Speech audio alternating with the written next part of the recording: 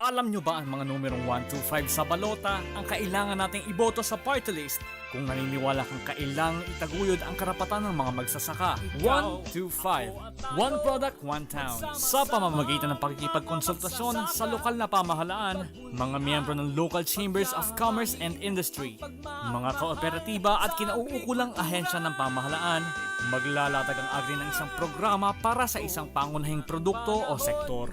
Halimbawa nito ay pagbibigay ng proteksyon sa masamang dulot ng importasyon ng gulay, karne at isda sa probinsya ng Benguet, Pangasinan, Cebu at iba pang bahagi ng Visayas at Mindanao. O kaya naman yung pagtulong sa maliliit na mangingisda na apektado ng climate change, land reclamation o dumadanas ng fish kill sa Taal Lake, Laguna de Bay o Lake Cebu sa Cotabato. Dalawang kasalukuyang batas na pag-iibayuhin ipatupad.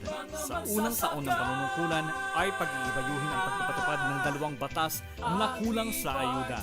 Ito ay ang mga Organic Farming Act na magtatagoy ng sistema ng pananim na makakabuti sa kalikasan, kalusugan at magpapalaki ng kinikita ng mga magsasaka. Ang isa naman ay ang Safeguard Measure Act. Ito ay magbibigay ng proteksyon sa masamang epekto ng trade liberalization at gagawing competitive ang produkto mula sa hanay ng magsasaka, mangingisda, nag-aalaga ng iba't ibang hayop at local entrepreneur sa probinsya. 5 estratehiya. Una, ayudang financial o access to credit at technical assistance. Pangalawa, green technology para harapin ang pagbabago ng panahon o climate change at magkaroon ng bagong kaalaman sa pagsasaka, pangingisda at pag-aalaga ng maliliit na hayop o livestock. Pangatlo, rural research and training lalo na sa mga kabataan sa kanayunan. Ito ay upang mahikayat at mapatunayan na may maayos na kabuhayan sa kanayunan. Pang-apat, improve farm mechanization.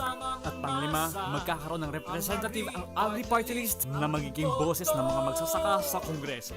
Para sa masaganang ani at pag-unlad ng agrikultura sa Pilipinas, iboto 1, 2, 5 sa balota, Agri-Party List. Party list na 1 to 5 numero sa balota.